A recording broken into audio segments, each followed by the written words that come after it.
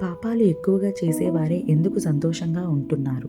ఒకరోజు పార్వతీ పరమేశ్వరులు ఇద్దరూ ఏకాంతంగా కైలాసంలో కూర్చొని ఉన్నారు. అదే సమయంలో పార్వతీదేవికి ఒక సందేహం వచ్చింది.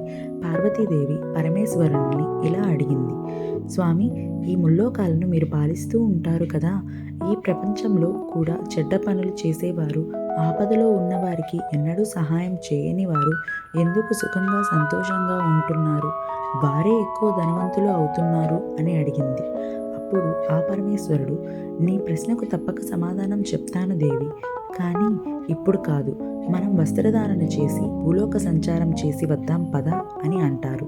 అలా పార్వతీ పరమేశ్వరులు ఒక అడవి మార్గం గుండా వెళుతుండగా మార్గమధ్యంలో ఒక పెద్ద వృక్షం నేలకు ఒరిగి కేవలం దాని వేర్లు మాత్రమే భూమిలో ఉంటాయి.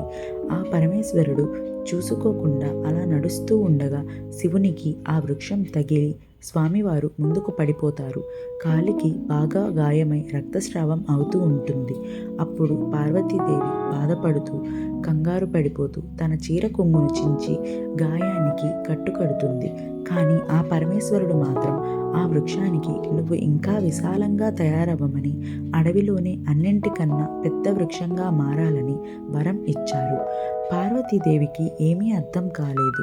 అదేంటి స్వామి, ఈ వృక్షం వలన మీకు అంత పెద్ద గాయం అయ్యింది, మీరు ఈ వృక్షానికి ఎందుకు సహాయం చేస్తున్నారు? పైగా అన్ని వృక్షాల కన్నా ఇంకా పెద్దగా అవ్వమని ఎందుకు చెప్తున్నారు? మీ లీల ఏమిటో నాకు అర్థం కావడం లేదు స్వామి. అప్పుడు ఈ ప్రశ్నకు నేను తప్పక సమాధానం చెప్తాను దేవి, ఇప్పుడు మాత్రం మనం తిరిగి కైలాసానికి వెళ్దాం పద అని అంటారు. పరమేశ్వరుడు, పార్వతీదేవి ఇద్దరూ కైలాసానికి తిరిగి ప్రయాణమైన తరువాత కూడా పార్వతీదేవికి మాత్రం భూలోకంలో జరిగిన దాని గురించి ఆలోచిస్తూ, స్వామి, ఎందుకు ఆ విరిగిన వృక్షానికి అడవిలోనే అన్నింటికన్నా పెద్ద వృక్షంగా ఎదగమని వరాన్ని ఇచ్చారు అని అదే ఆలోచిస్తూ ఉండబట్టలేక స్వామివారి వద్దకు వెళ్ళి మరలా అదే సందేహాన్ని అడుగుతుంది పార్వతీదేవి.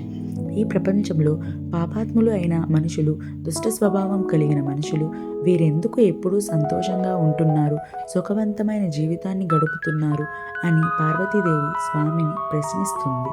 మీ ప్రశ్నకు సమాధానం చెప్పడానికి ఇంకా కొంత సమయం పడుతుంది దేవి అని ఆ పరమేశ్వరుడు అంటాడు. విరిగిపోయిన వృక్షం చాలా పెద్దదిగా అవ్వాలని పరమేశ్వరుడు వరమిచ్చాడు కదా. ఆ వృక్షం అతి కొద్ది రోజుల్లోనే అడవిలోనే అతిపెద్ద వృక్షంగా మారిపోయింది. ఆ వృక్షం ఎదురుగా అడవిలో ఉన్న ప్రతి వృక్షం చిన్నదిగానే కనిపిస్తుంది. మనుషులు ఎలా ఉన్నారు అంటే తమ దుష్ట స్వభావాన్ని వారు వదులుకోలేకపోతున్నారు. వారి చెడ్డ అలవాట్లను వారు వదులుకోవడం లేదు. తమ నీచతత్వాన్ని కూడా వారు చనిపోయేంత వరకు వదలడం లేదు. చెరుకులోని గుణం ఏమిటి? తీయదనం. అది అందరికీ తెలుసు. చెరుకు ఎప్పుడూ కూడా తనలో ఉన్న తీయదనాన్ని ఎలా వదలదో, అలాగే మామిడిలోని గుణం ఏమిటి? పులుపు.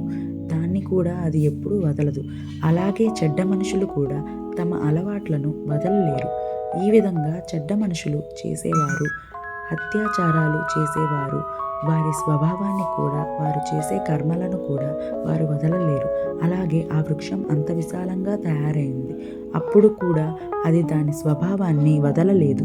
ఏ రోజు పక్షులకు తను ఆశ్రయం ఇచ్చేది కాదు, గూడు కట్టుకొని ఇచ్చేది కాదు. పరమేశ్వరుడు ఈ ముల్లోకాలకు దేవుడు. ఆయన అన్నీ చూస్తూనే ఉంటాడు. వసంత ఋతువు రానే వచ్చింది. కొత్త కొత్త చిగురులు వేస్తూ ఆ వృక్షం చాలా పచ్చగా అందంగా తయారైంది. అహంకారంతో అలానే ఆకాశంలో ఎగిసిపోయి ఉంటుంది. ఆ పూర్తి అడవిలోనే ఆ వృక్షం కన్నా అందమైన వృక్షం మరొకటి లేదు. ఎందుకంటే పరమేశ్వరుడు ఆ వృక్షానికి అలాంటి వరాలు ఇచ్చాడు. అందువలనే దాని అహంకారం ఆకాశమంత ఎత్తుకు ఎగబాకింది. ఒకరోజు చాలా పెద్ద తుఫాను వచ్చి అడవుల్లో వృక్షాలు అన్నీ విరిగిపోవడం ప్రారంభమయ్యి పరమేశ్వరుడు వరం పొందిన వృక్షం కూడా చాలా పెద్దదిగా ఉండడంతో ఆ తుఫానును తనని తాను రక్షించుకోలేకపోయింది. ఆ తుఫాను దెబ్బకు వేళ్లతో సహా ఆ వృక్షం నేలకు ఒరిగిపోయింది. ఆ వృక్షం పడిపోయిన తరువాత తుఫాను ఆగిపోయింది. ఒకరోజు పార్వతీ పరమేశ్వరులు ఇద్దరు మరలా భూలోక సంచారం కోసమని అదే మార్గంలో వెళుతుండగా అప్పుడు పార్వతీదేవి తన ప్రశ్నలకు సమాధానం తెలుసుకోవాలని, స్వామి, మీరు నా ప్రశ్నలకు సమాధానం ఎప్పుడు చెప్తారు అని అడిగింది. అప్పుడు స్వామి, పదా పార్వతి, మార్గమధ్యంలో నీ ప్రశ్నకు సమాధానం తప్పక దొరుకుతుంది అని ఆ పరమేశ్వరుడు అంటాడు. అలా వెళ్తుండగా వారికి మార్గమధ్యంలో ఆ విరిగిపోయిన పెద్ద వృక్షం కనిపిస్తుంది. అది చూసిన పార్వతీదేవి, స్వామి, మీ లీలలు ఎంత విచిత్రమైనవి, ఇది ఎంత సుందరమైన వృక్షం, ఎంత పెద్ద వృక్షం, ఈ వృక్షంతో సమానమైన వృక్షం ఈ అడవిలో మరొకటి లేదు, అన్నింటికంటే పెద్దగా ఉంది, అన్నింటికంటే అందంగా కూడా ఉంది. ఈ వృక్షం నిలబడి ఉన్నట్లయితే ఇది ఎంత అందంగా ఉంటుంది. ఈ వృక్షాన్ని చూడండి, వేళ్లతో సహా మొత్తం నేలకు ఒరిగిపోయింది. దీనికి గల కారణం ఏమిటి స్వామి అని పార్వతీదేవి ఆ పరమేశ్వరుణ్ణి అడిగింది. ఆ పరమేశ్వరుడు పార్వతీదేవితో చెబుతున్నారు, దేవి, ఈ విరిగిపోయిన వృక్షం కొంతకాలం క్రితం మనం ఈ మార్గం గుండా వెళుతున్నప్పుడు నా కాలికి తగిలింది. చాలా పెద్ద గాయం కూడా అయింది కదా. ఈ వృక్షం అదే. కానీ నేను ఆ సమయంలో ఈ వృక్షాన్ని ఏమి వరం ఇచ్చానో నీకు గుర్తుందా? ఈ వృక్షానికి చాలా పెద్దగా ఎదగమని వరం ఇచ్చాను. అప్పుడు నేను వృక్షాన్ని తీసి పారేయాలి అంటే నేను చాలా కష్టపడాల్సి వచ్చేది. ఎందుకంటే ఆ విరిగిపోయిన వృక్షం చాలా అహంకారాన్ని కలిగి ఉంది. అందువల్ల ఈ వృక్షం నాశనం చేయడం నా ఆవశ్యకత. అందువల్లే వృక్షాన్ని పెద్దగా అవ్వమని వరం ఇచ్చాను. చూడు దేవి, ఈ వృక్షం ఎంత విశాలంగా తయారైంది. విరిగిన వృక్షం అడవిలోనే అతిపెద్దదిగా ఎంత విశాలంగా మారినా కూడా దాని అహంకారాన్ని మాత్రం అది విడవలేదు. అన్ని వృక్షాలు కంటే పెద్దదాన్ని అనే అహంకారంతో కలిగి పక్షులు తనపై గూడు కట్టుకోనివ్వలేదు. బాటసారులకు, యాత్రికులకు కూడా నీడనిచ్చేది కాదు. నీడ ఇవ్వకుండా ఆకులను ముడుచుకునేది. అందువల్లే ఈ వృక్షం చాలా పెద్ద అహంకారి, చాలా పెద్ద పాపి. ఈ వృక్షం తన జీవితంలో ఎవరికీ ఏనాడు కూడా ఉపయోగపడలేదు. ఇది జీవితంలో ఏ ఒక్క మంచి పని కూడా చేయలేదు. అందువలనే ఈ వృక్షాన్ని సర్వనాశనం చేయడం నా ఆవశ్యకత. ఈ వృక్షం చాలా విశాలమైపోయినా దాని పతనం దానంతట అదే చివరికి విరిగిపోయింది. నాశనం చేయడానికి నాకు ఎటువంటి కష్టం చేయాల్సిన అవసరం లేదు అని ఆ పరమేశ్వరుడు పార్వతీదేవికి చెప్పారు. ఎవరైతే దుష్ట వ్యక్తులు ఉంటారో వారు కొంతకాలమే సంతోషంగా ఉంటారు, ధనవంతులుగా, బలవంతులుగా ఎదుగుతారు, సుఖవంతమైన జీవితం జీవిస్తారు. నేను వారికి ఒక సమయంలో తెలియజేస్తాను. ధర్మ మార్గంలో రావడానికి వారికి అవకాశం కూడా ఇస్తాను. అలా మారకపోతే ఏ విధంగా అయితే ఈ వృక్షం వేళ్లతో సహా నాశనం అయిపోయిందో అదేవిధంగా పాపాత్ములు కూడా నాశనం అయిపోతారు. ఈ వృక్షానికి అవకాశం ఇచ్చినా కూడా ఈ వృక్షం తనలో ఎటువంటి మార్పు తెచ్చుకోలేదు. అదేవిధంగా మనుషులు తమలో మార్పు తెచ్చుకోకపోయినట్లయితే వారు కూడా ఈ వృక్షం మాదిరిగానే నాశనం అవుతారని పార్వతీదేవికి ఆ పరమేశ్వరుడు ఇచ్చిన సందేశం. అప్పుడు పార్వతీదేవి అంటుంది, స్వామి, ఈ ముల్లోకాలకు నాథుడు మీ లీల నాకు అసలు అర్థం కాలేదు.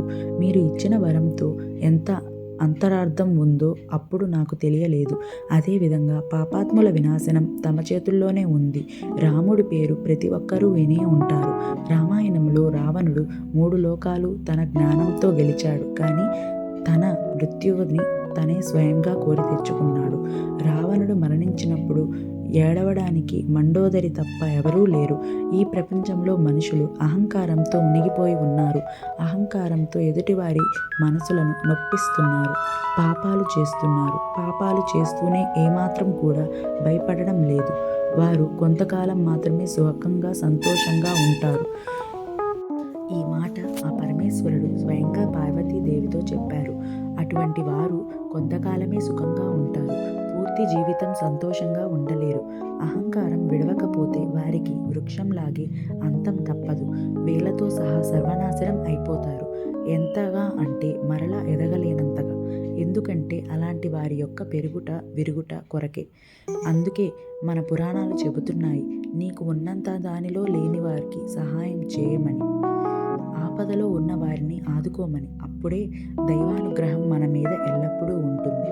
సర్వే జన సుఖినో భవంతు. Thank you for watching my video. Thank you.